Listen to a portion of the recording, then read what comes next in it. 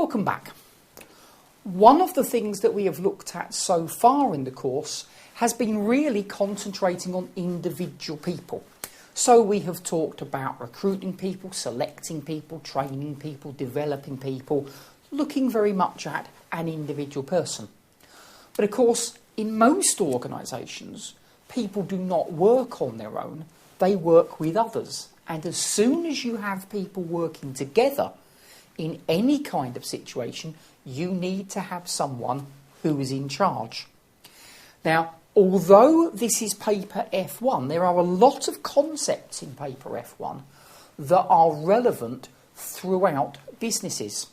Later on during the courses, hopefully you'll get up to the stages where you're near the end of the examinations, you will come across me again doing paper P3. Now, P3 is all about what are the big decisions that an organisation has to make. Should it expand overseas? Should it launch new products? We're talking about big, important things. And if a company gets those things wrong, then they will struggle. They may even go out of business. But that's going to be later on. Just as important, which we don't really talk about in P3, but just as important is what happens if a company is trying to do the right thing. It's got the right idea, launching the new product is a good idea, but the company is being run poorly. So in other words, the management is not very good. Now that's the sort of thing that we're going to be talking about here in Chapter 6, and it is very, very important day to day for people. Let's be honest. At the moment, you're probably working as an accountant. You probably have a supervisor. You may be a supervisor, but probably I would think more likely you have a supervisor. It's going to be quite a long time. It's going to be years before you are sitting on a board of directors making the kind of decisions that we make in P3. But hopefully, in the very near future, you will be making the kind of decisions and looking at the kind of issues that we look at in Chapter 6. You will be a manager of other people. Maybe it's only one person, maybe it's a group of people. Even if you're not, you almost certainly have a manager. And if you have somebody who is managing you, if they do a poor job, they are not getting the most out of you. And that is going to be a problem for the company. It's a problem for you. It's also a problem for the company. So, Chapter 6, very, very important in real life. Now, a lot of the things that we're going to talk about in this first lecture on Chapter 6 are basically talking about what management is and various different writers and their approaches to talking about management. Now, I've said it in other places in the course, I will say it again. Remember, these are the kind of things that examiners like to test. It's really a knowledge test. They might also decide that they want you to perhaps look at a little example and say what kind of management is being used. Perhaps look at a situation and say what's wrong with the kind of management that's being used. So perhaps they're doing things in the wrong way. Anyway, let us have a look in a bit more detail at leading people. So, the first thing that we've got is we're going to come up with some rules and some definitions of what management actually means. Now, all the things that we're talking about in F1, or most of the things we're talking about in F1, are to do with what's called management theory. How do you run an organisation? And it's a relatively recent discipline. It's a relatively recent thing for people to be writing about.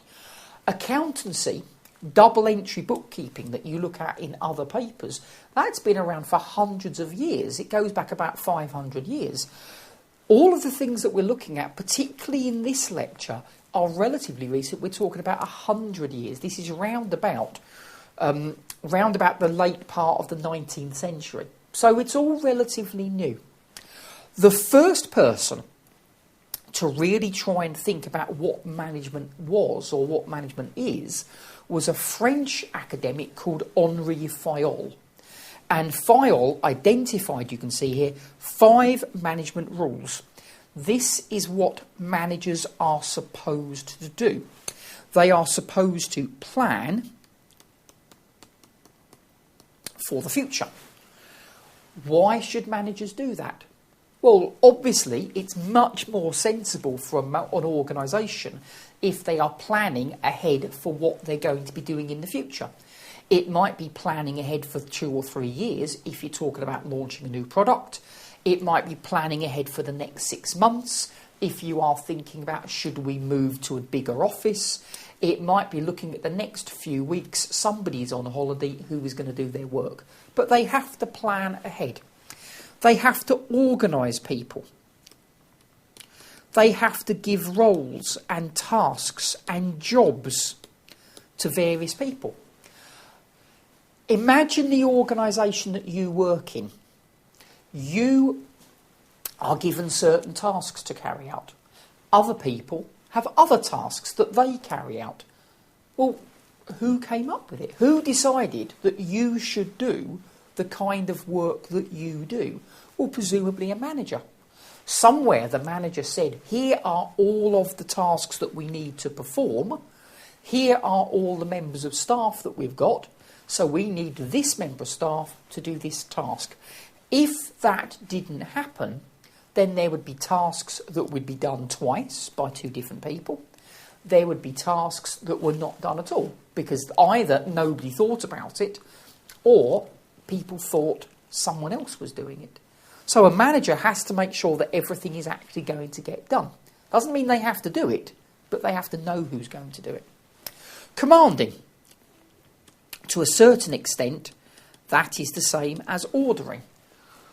At various times, a manager comes along to you and says, do this. I am ordering you to do this. I am telling you that this is the task that you are going to have to do. So hopefully they don't have to do that too often because hopefully the workers know what to do. But occasionally there might be a new thing that comes along or something that's needed urgently. You will do this. Controlling. Now, you talk about control in management accounting papers because management accounting is all to do with control, knowing what people are doing. Well, checking the work. So checking what you have done. Have you done the work that you were supposed to? Have you done the work that you were supposed to a good enough quality, to a good enough standard? So has it been done at all? Has it been done properly? Somebody needs to check that. Now again, I'm not saying that one manager does all of this. They check every single thing that's done inside a department. Remember, in most departments, there's lots of managers, from a very senior manager, then there might be more junior managers, all the way down to managers who perhaps are in charge of just one other person. But one of the things they must do is check the work that is done by the people below them. And finally, we've got there coordinating everything. Now, obviously, what would happen if there was no coordination at all? Coordinating things simply means organising things, arranging things so that everything is done together. Imagine, for example, that I work in an organisation and I am the marketing director.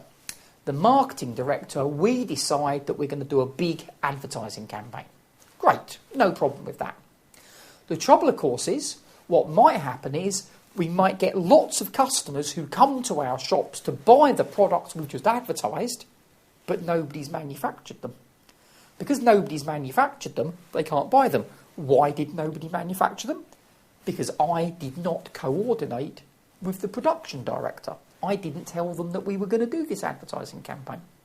All right, what happens then? I meet the production director in advance of this advertising campaign, and I say to the production director, we are going to do an advertising campaign, you need to increase production. A month later, we start doing the advertising and customers get really upset because there aren't any products to buy. And I go to the production director and I said, but we talked about this. And they say, yes, nobody told the purchasing director to buy the raw materials, so I couldn't make anything. So coordination is all about talking to other departments, to other parts of the organisation, to make sure that when one department does something, another department is ready for it to happen. And you see this all the time inside organisations. Think about what happens in your organisation if you want to buy something for your department. You want to buy something for your department, the purchasing department get involved. The finance department get involved because they're going to actually pay for it. There has to be coordination between all these departments. If it's raw materials, then the warehouse gets involved as well because they actually have to know what to order. Which raw materials do we need? And they will almost certainly receive the raw materials. They'll put it in the warehouse. So there's lots of bits and pieces of organisations that all have to work together. Without it, you would never order any raw materials. You'd never get any paper ordered for your organisation. You'd never get things like staples ordered. Nothing would ever happen. So coordinating, very, very, very important. So Fayol, as I say, was the first person really to try and attempt to say what management was. Now, he then comes up with a list of 14 different rules. Now, to be honest with you, 14 different rules. Unfortunately, you could be tested on any of these, so we'll go through them. The good thing is a lot of them are common sense. And a lot of them actually repeat what we've just said. They come back to those 5 things that we've just talked about. So, division of work. One of the things that the manager has to do is simply to divide the work up between all the different workers. Now, we've talked about that because we said one of the jobs that they had to do was to divide everything up into various tasks. You do this, you do that. Underneath that, authority and discipline. Now, what we're talking about there is we are talking about authority. Authority means that you are able to make decisions and then have other people carry out what you want them to do. So I have decided you are going to do this particular work. Right, if I come to you and say, I've decided that you will do this particular work, and you say, go away, I'm not going to, I have no authority over you. The work won't get done. So I have to be able to tell you what to do in certain circumstances. And we'll come back and talk about that a little bit later in this lecture. Discipline. I have to be able to tell you what to do. We've just said that, authority. What happens if you don't do it? What happens if you are supposed to do what I tell you and you decide not to?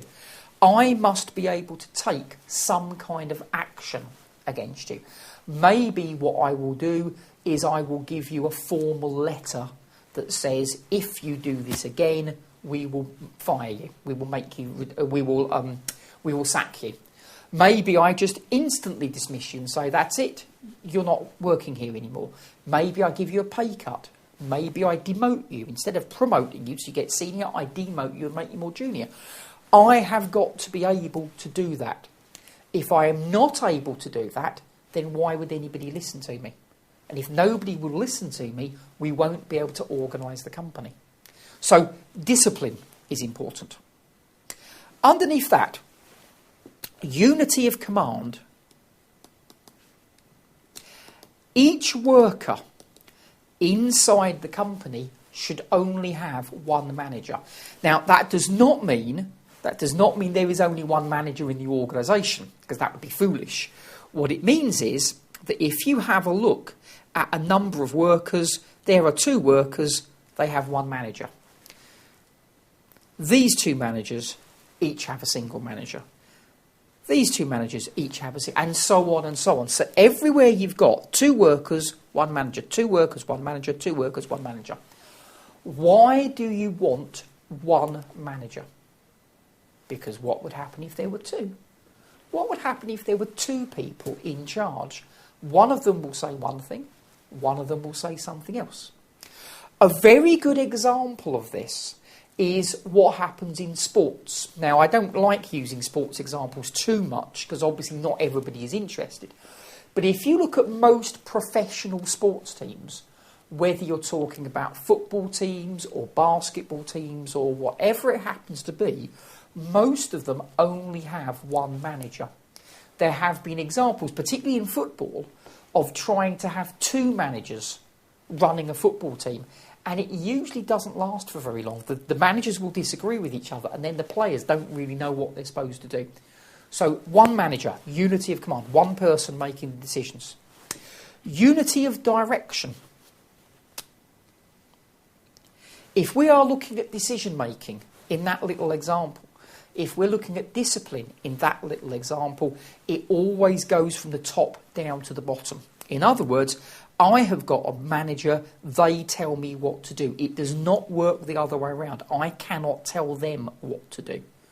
So, unity of direction, it means that everybody is very clear. Everybody is very clear. My boss is one. Think about, forget work for a second. Think about relationships, whether they are family relationships, brothers, sisters, parents, children, whether they are friendships, so friends, even at the relationship husband and wife. One of the problems that you have in relationships is you don't have those two. You don't have a unity of command. You don't have a unity of direction. Sometimes one person makes a decision and sometimes somebody else makes a decision. And because of that, there is more room to have arguments about what that decision is. So I want to do one thing and my wife wants to do something else. I am not my wife's manager. She is not my manager. Sometimes she will tell me what to do. Sometimes I will tell her what to do. The trouble is, neither of us can order the other one. And so because of that, we have disagreements, and that's where you have problems.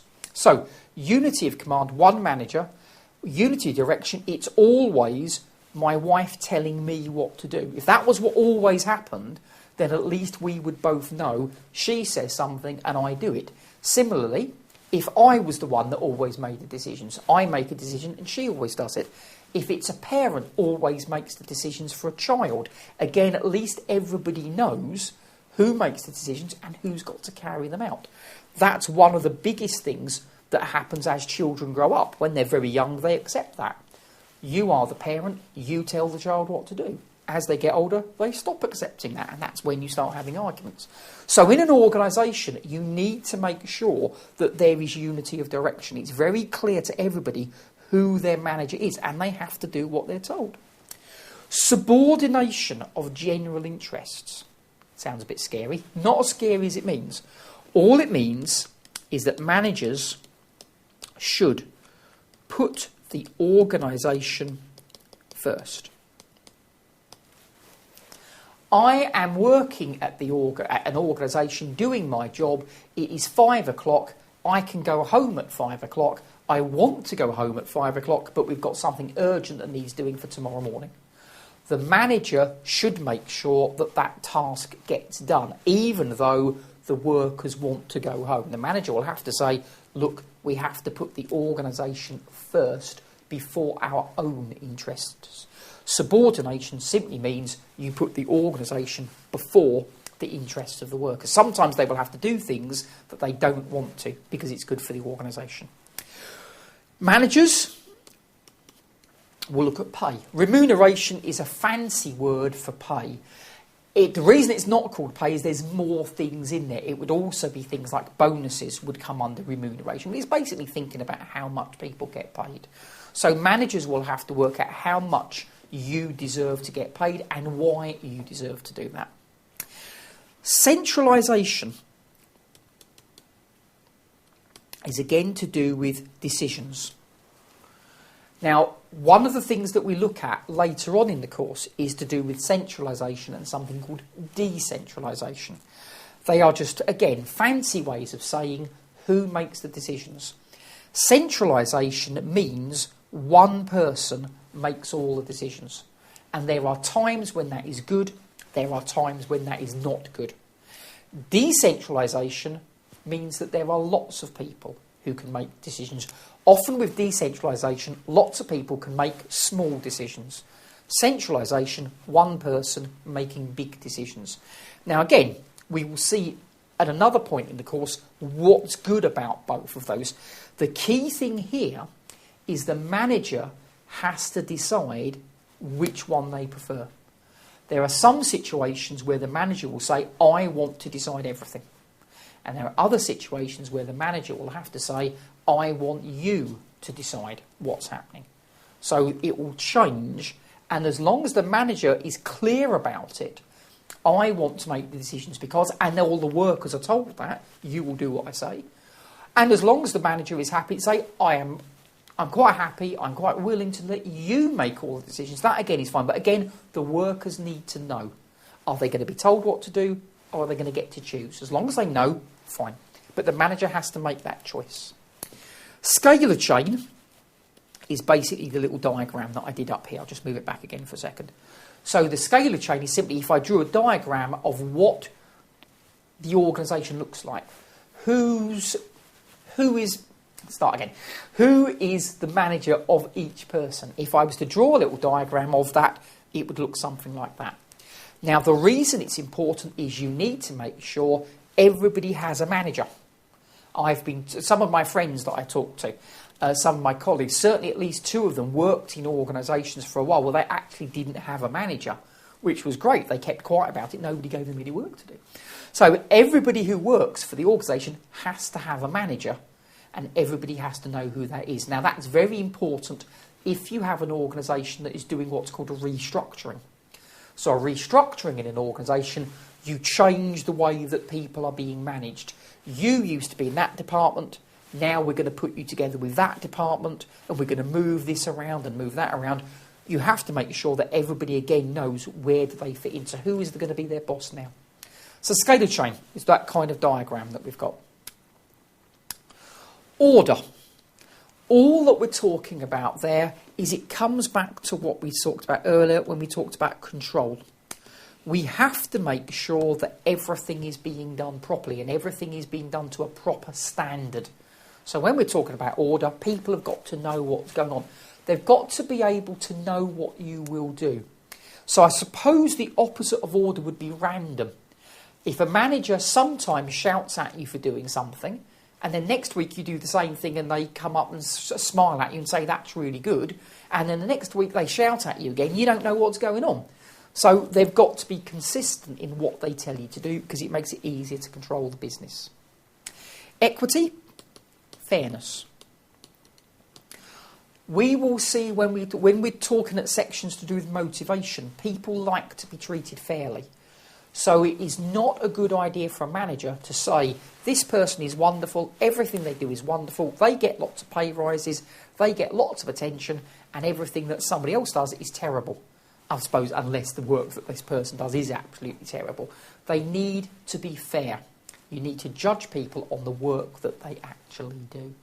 Now, that is one that I suspect doesn't always happen in organisations. Tenure. One of the biggest things that is a problem in organisations is staff leaving. And again, this is a theme that we'll keep coming back to during the course. Staff leave. Now, obviously, there are times when they leave because they just want to move jobs, or perhaps they're retiring, or they just need a different career challenge. That's absolutely fine. Those are all understandable. What we're worried about here is FIOL is saying we need to make sure that not too many people are leaving.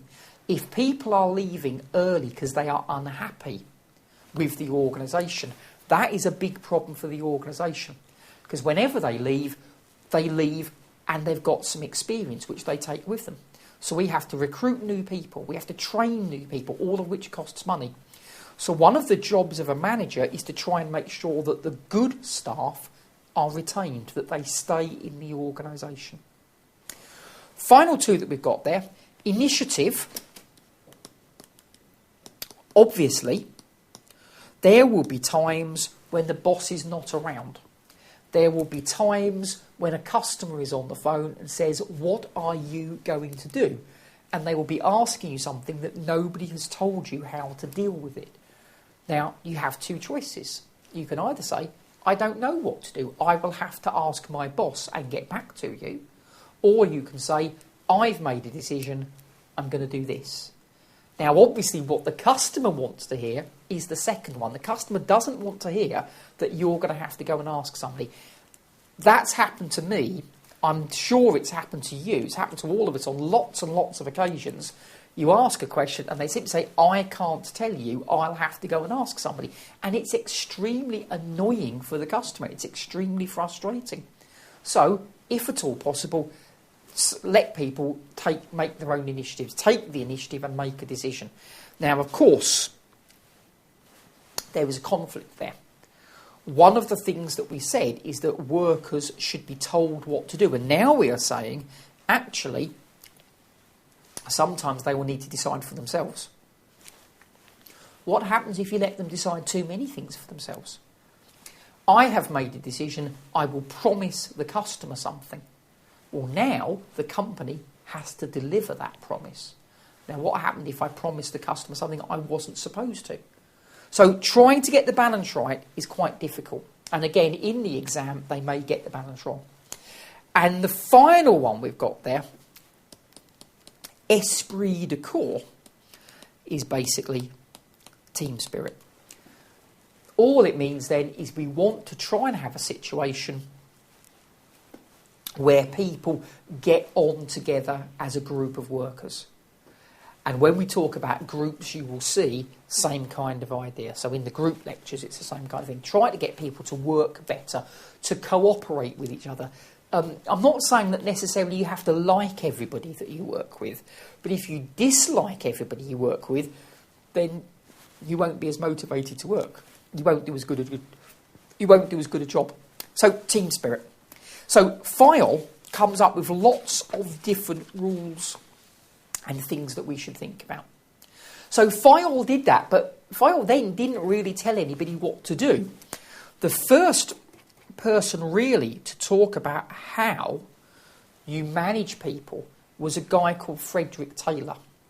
Now, Frederick Taylor came up with the idea of what's called, you can see there, what's called scientific management. The idea behind scientific management is very similar to what it sounds like. The idea of scientific management is you can scientifically work out the best way to do something. There is a most efficient way of doing every single task. Now, this is particularly appropriate for manual things, so things that are done by hand. It's particularly appropriate for things which are repetitive. Things which are done the same way over and over and over again. Now again, Taylor was writing in the 19th century, so his ideas are over 100 years old, but he was really the first person to talk about this. He was working in an age where most workers were unskilled. Most workers were not particularly educated. So it made sense under those circumstances to simply tell people what to do. So the idea that Taylor came up with then, scientific management. First thing, work out the best way of doing something. Yeah, so identification of the ideal method. The story that is often associated with Taylor is that he was working for a company in America that had, first of all, it manufactured iron. So it had a big iron factory where it used to produce the iron. And then it had to put the iron on trains to be carried across America. Because obviously this is before road transport came along, it's before the engine was invented. So they had to put things on trains. So they had to get the iron, which is done in blocks. So blocks of iron, it had to get those onto the train cars. And they were trying to work out the best way of doing it. Now, up to when Taylor came along, they just got a load of workers and they just sort of did what they felt like. They just threw all of the iron on. They got a particular worker that Taylor worked with and said, right, let's try different ways of doing this. Let's have a big shovel, a big spade, that you can put lots of iron on in one go. But of course, because you're carrying lots of iron, it will be quite slow. So you put a lot on and slowly move it and put it on the train. Right, how many iron blocks could we move? And then they did the same thing, but they did it with a small shovel. So a small shovel, you can only get a little bit on, but you can move it more quickly. So there's one where you're doing slow shoveling and moving it, and one where you're doing it really quickly. And they worked out what was the best combination of things to do. They worked out what was the best steps to go through. So should you Should you take iron off the top? Should you take it off the bottom? What exactly should you do? When you actually picked it up, what was the least amount of movement that you need to do? Because the more you move, the longer things take. And they worked all these things out. And I have to say, the story is that Taylor's bosses weren't very impressed with this. They were like, what is he doing? So to prove what he had done, he said to you, right, we'll do a test. You choose, he said to his bosses, you choose 3 workers. I've got my 1 worker.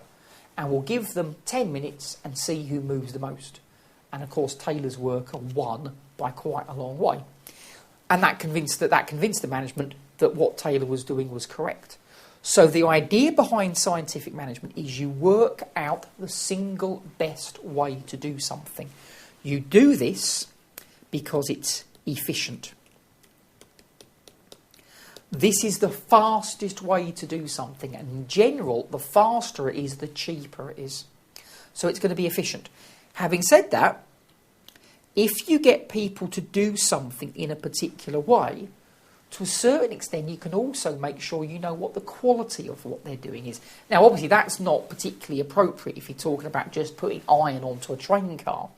But if you were thinking about manufacturing a television, which is where bits of it are done by hand, if you tell the worker exactly what to do, then hopefully, as long as they follow your directions, you know the quality of that TV set should be okay because you told them how to do it. If you said to the worker, do whatever you think's best, then A, it would be slower, and B, the quality would be all over the place because you wouldn't know what they'd done. So it should be efficient and it should make sure the quality is better. So what we do then is we get people to specialise. So rather than having one person manufacturing the entire television, they only do a little bit. They do it in the way they've been told because it's efficient and the quality gets better. So specialisation. Train them what to do, because obviously you've got to tell them what to do. So train them in how to do something and then reward them. Now, obviously, if you are doing the same thing over and over and over again, day after day at the factory, it gets boring. So you've got to have some reason to do what you're told. And the idea is that you motivate people through paying them. In effect, you say, I know the job's not very interesting, so I will give you a bit more money. The idea is that although you pay them a bit more, because they are so efficient, they actually earn the company more profits. So Taylor came out with this idea over 100 years ago. And to a large extent, Taylor is still with us. Any manual job which is repetitive, they will use Taylor. A good example is when you go to a fast food restaurant. If you go to a McDonald's or you go to anything that's like that, you will find that they do things in exactly the same way. Whoever makes your burger will do it in exactly the same way, and it's designed to minimise the amount of time they need to spend doing something and hopefully to maintain the quality. Now, of course, you don't need people doing this at all. It's a bit beyond the scope of this course because this particular chapter is about people, but obviously that's where machines come in. You work out the best way to make something, you program the machine does it in the most efficient way. It also is where this idea of specialisation is where the production line came in. So again, the idea is that rather than having people assembling a car from beginning to end and moving around and going and get the pieces, in effect, they stand still, the car moves past them and they just do one task. Now, that was obviously popularised by Henry Ford, making the Model T. And again, the modern production line, where the worker stands still and does one little thing and the product moves past them, that was using Frederick Taylor's ideas. So what the examiner might do is they might say, here is a situation. What would be the best way of managing people in this particular situation? So anything which is repetitive, which is done the same way, scientific management's the most sensible thing. Do it like this. Doesn't even have to be manufacturing anything. If, for example, you are processing a mortgage application, a loan application, you get a customer who says, I want a mortgage, I want a loan. There's presumably the most efficient way of checking. So, can we check how much credit we should give this customer? Should they get any at all? And if so, how much? There must be a procedure that you go through. And rather than letting each worker make up their own procedure, which would probably be slower and they will get things wrong, train them, you check it like this. So it doesn't even have to be manufacturing. So Taylor's idea, although Taylor is no longer with us, Taylor's ideas are, and they, to be honest, as long as there is work, as long as there are tasks that need doing, Taylor will always be around, because there's always tasks that can be done like this. So Taylor works very well, manual and repetitive. So for a long time, for something like 20 or 30 years, Taylor basically ruled the world. He was really the only writer that people followed. Now, the only trouble with Taylor is Taylor basically ignores the worker. The worker's role under Taylor is simply do what you're told. I work out what you do, I tell you what to do, I train you how to do it, and then you do what you are told with no thinking whatsoever. And as I say, that was used around the world for 20, 30, 40 years. And then what happened was a set of experiments was done, which are normally known as the Hawthorne experiments. They were done by a guy called Elton Mayo, and I've just realised I've got his name there anyway, so I've written it down twice, not to worry. So Elton Mayo, and what he did was he took a group of workers and separated them out from their colleagues. So he basically gave them a special task. He said to these workers, I think it was about 6 of them, you've been chosen to do a special task. Now, of course, the special task was just one they'd made up, because they were interested in how the people worked. So they put them in a separate room, away from everybody else, and they said, right, you're going to make something. They wanted something where they could measure the productivity of these workers. So in effect, they got told to manufacture something. So they got told to manufacture something, and they measured the output. The following week, they went back to the workers and they said, you know what, we don't think that the lights are bright enough in here. We think it's a bit too dark. We're a bit worried, that, working under these conditions, it might hurt your eyes. We're going to put the lighting, we're going to make it a bit brighter. So next week, the lights were brighter. What happened to the output? It went up. Following week, they came back to the workers and said, actually, somebody's been complaining. They made this up. Somebody's been complaining that the lights are too bright. Give them a head. So we don't want you to be having headaches. We don't want to hurt your eyes. We're going to turn the lights back down again. And so they turned the lights back down again, lower than where they had been initially. So there was the original lighting. Then it went up. So there's the original. Then up. Now it's darker than it was originally. What happened to the output? Remember, lights up, output up. Lights down, output went up again. And that they weren't expecting this. They were looking to see what was the best level of lighting. So they had assumed lights up, lights down, output down. But actually, putting the lights down, the output went up again. So they reduced it again. Output went up again. And then, until eventually they were working in virtual darkness. But every time they did this, the lights went up. So the output went up. And then one of the experimenters came along and said, I don't think it's got anything to do with the lights. I think what we're talking about is the fact that we are going to talk to these workers. We're showing the workers that we care about them, and that's what's putting the output up. The lighting has basically got nothing to do with it. It's the fact that we're talking to them as human beings, as opposed to treating them the way Taylor does, in effect, like robots.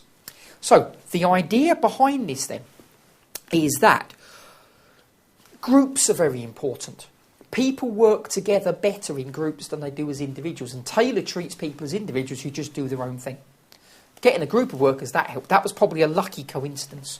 But inclusion, including the workers, talking to the workers, making the workers feel that you care about what they are doing, very important. Taylor doesn't do any of that. Taylor simply says, I've told you what to do, now get on with it. Whereas they were including the workers here. And motivation.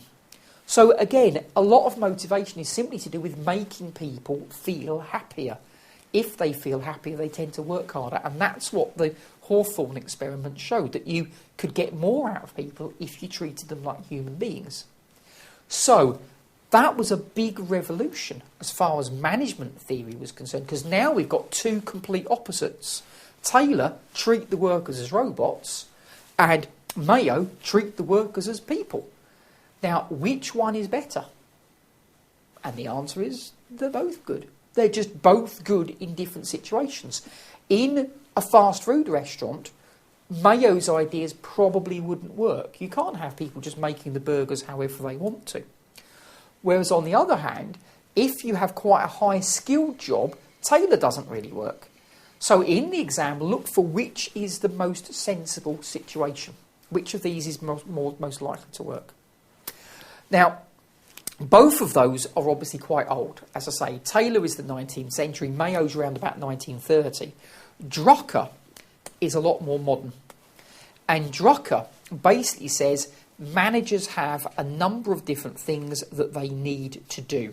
So his ideas are similar to Fayol's, but they're more up to date because, you know, the world of work has changed. Fayol fits very nicely with Taylor. Fayol basically says, I'm the boss, I'm going to tell you what to do. Whereas Drucker sees being a manager different because we now have the human relations skill where you start treating people properly as human beings. So, setting objectives, fairly obvious. This is what we want to achieve. So this is what we're going to try and achieve. Organising people. Again, it's giving out the tasks. But this time, there isn't the same ordering. This time, I tell you what I want us to achieve as an organisation. I tell you what tasks you have got to do, but I don't necessarily tell you how to do them. I let you work it out for yourself. Now remember, Fayol and Taylor, this is what you do, this is how you do it. Drucker, this is what you do. You decide how to do it. So, we've got organising. Motivating. So again, it's very much down to dealing with the employee, dealing with the worker. Let them decide what they are going to do. Communicating, talking to them and listening to them as well. Taylor doesn't listen to anybody. Taylor just simply tells people what to do. Drucker says you need to listen to people. Yardsticks are to do with performance measurement. So in other words, you say to the worker, this is what I want you to do, and you give them some way of knowing how they are doing. The worker's got to be able to work out whether they're doing well or badly. Because if they're doing badly, it's the worker that needs to know that, because the worker needs to change what they're doing. Yeah, so the idea is that because you're trusting people to do their own thing, you therefore need them to know if they're not doing well enough. So yardsticks, I want you to have done this part of the project by next Tuesday. I need you to have done that by lunchtime. So they know where they are and they know if they're falling behind. And finally, again, something that Taylor wouldn't have thought about at all, developing people. Yeah, Taylor simply says, I've told you what to do, get on and do it. Taylor doesn't care if you leave. If you leave, we'll get somebody else and tell them what to do instead. Whereas Drucker says, good people, I want to keep the good people and I want to develop them. Just the same as we saw when we talked about training and development. So work out who they are and get the most out of them. So you can see that the idea of management has moved. Now, admittedly, it's taken about 100 years to get from Taylor to Drucker, but it has changed. So, Mintzberg. And again, now Mintzberg's getting more modern again. The idea is that, again, the idea of what a manager does has changed over time. So, Mintzberg says, this is what a manager does. Now, again, this lends itself, Mintzberg lends itself very nicely to exam questions. The manager is doing this. Which of the 9 roles are they filling out? So, a figurehead. Who would open a new office? Presumably somebody senior. Who would stand up and give a speech? Presumably the manager. So again, the idea is figureheads, there are certain things, particularly this ceremonial thing. There are certain times where we want somebody to represent all of the workers. That will be one of the jobs of a manager. They will stand in and accept something on behalf of everybody else. So if the company wins an award, the senior manager will go and accept the award. Leader. Well, that's no different to what we've seen earlier, motivating people. So we've seen that bit. Liaison, talking about outside the organisation, building up contacts with suppliers so that we can rely on the suppliers, building up contacts with potential customers so that they keep coming back again. If it's appropriate, building up contacts with people in governments. Perhaps there are various rules, various laws that we think might be changing, and we want the government to think about what would hurt or what would help us. So if any of you have come across the idea of lobbying, you go along to somebody who represents the government and say, if you were to change the law, it would hurt us in this way. So all of these are working with other people. Notice that 2 of them are dealing with people who aren't even in the organisation. Figureheads, outsiders; liaison, outsiders. Informational is obviously talking about information. So they need to collect it, particularly from the outside world. Through their contacts that we've just talked about with the liaison, they will find out what's going on. They need to say, I was talking to this customer and they told me about this. I was talking to my supplier and they told me about that. Once they've got this information, they need to tell other people inside the organisation. So, I was talking to my customer. They told me that our biggest rivals have just launched a big advertising campaign and they're giving lots of discounts to customers. I need to go and tell my marketing team. I need to go and tell my sales team. I might even need to go and tell my finance team. But I need to go and tell people. And a spokesperson is sort of the same, but now outside the organisation. So again, a spokesperson, what we're talking about there is when you go and see a customer, to a certain extent, you are also representing the organisation. You don't want to pay as much money, fine, but let me show you what the costs are. We have to spend this amount of money manufacturing the product for you. We cannot accept a lower price. So, spokesperson. Final ones we've got there, making decisions.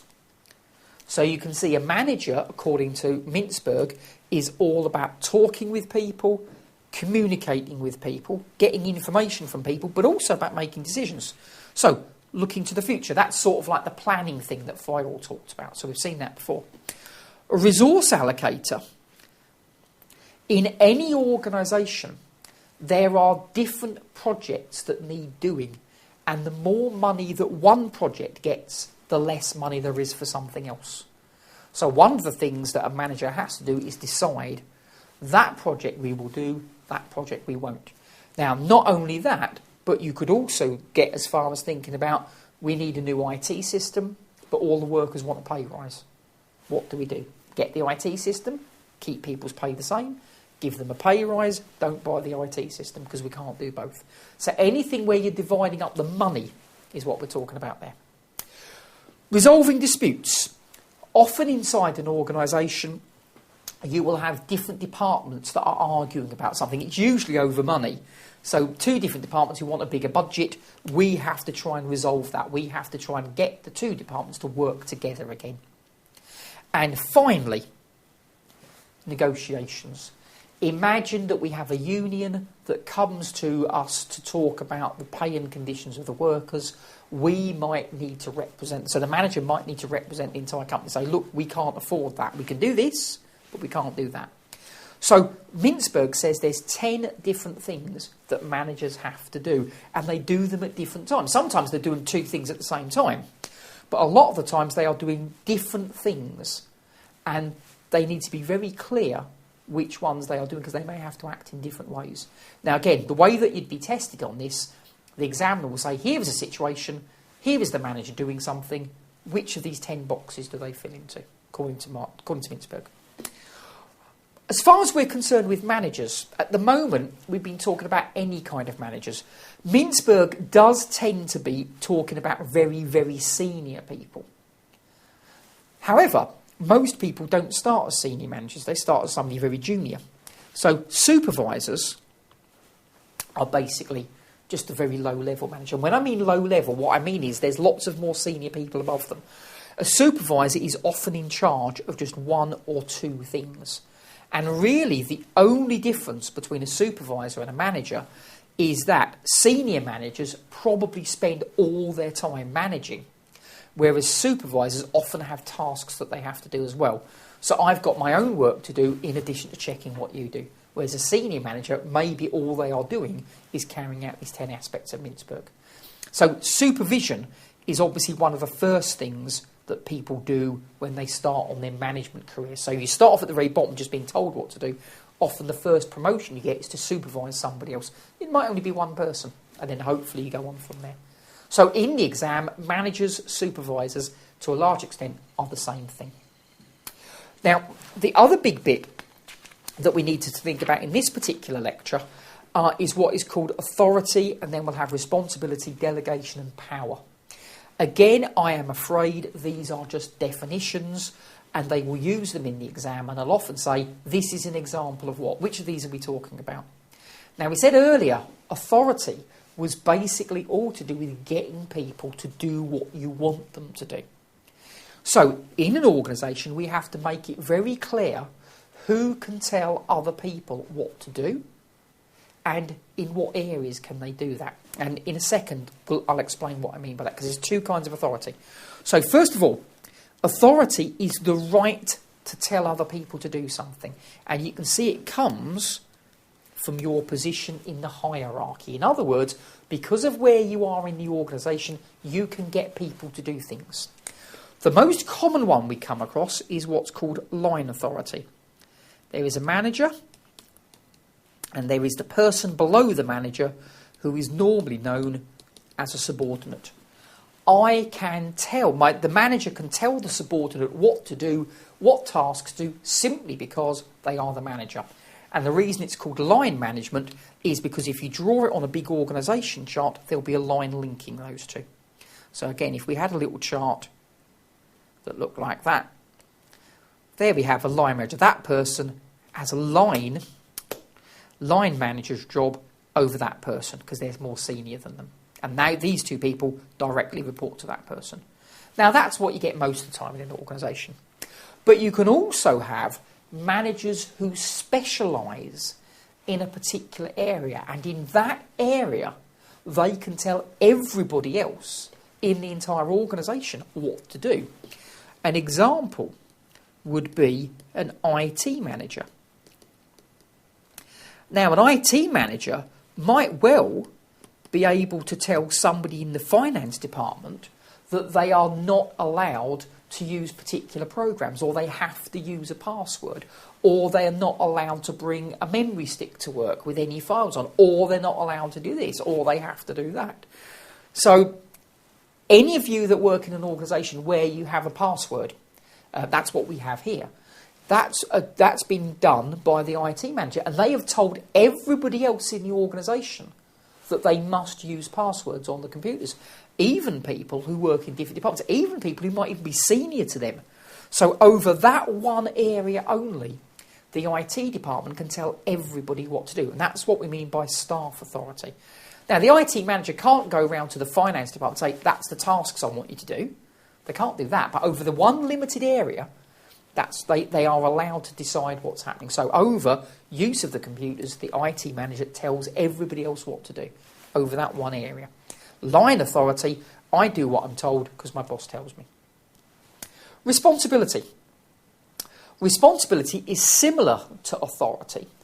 Authority is getting people to do things. Responsibility basically means if it goes wrong, who gets blamed? So if I have authority, I can come to you and say, this task needs doing.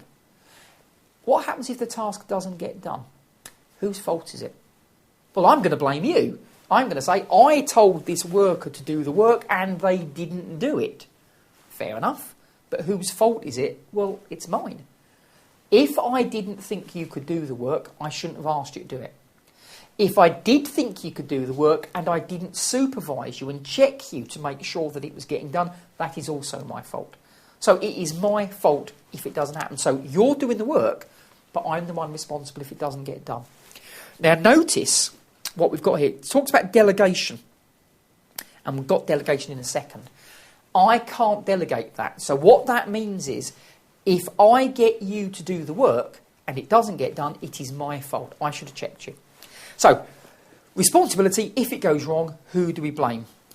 Delegation, I get somebody lower down to do something. Now, all that means is I have got a task to do which involves phoning up the heads of other departments and getting some information. I can't do it because I'm too busy.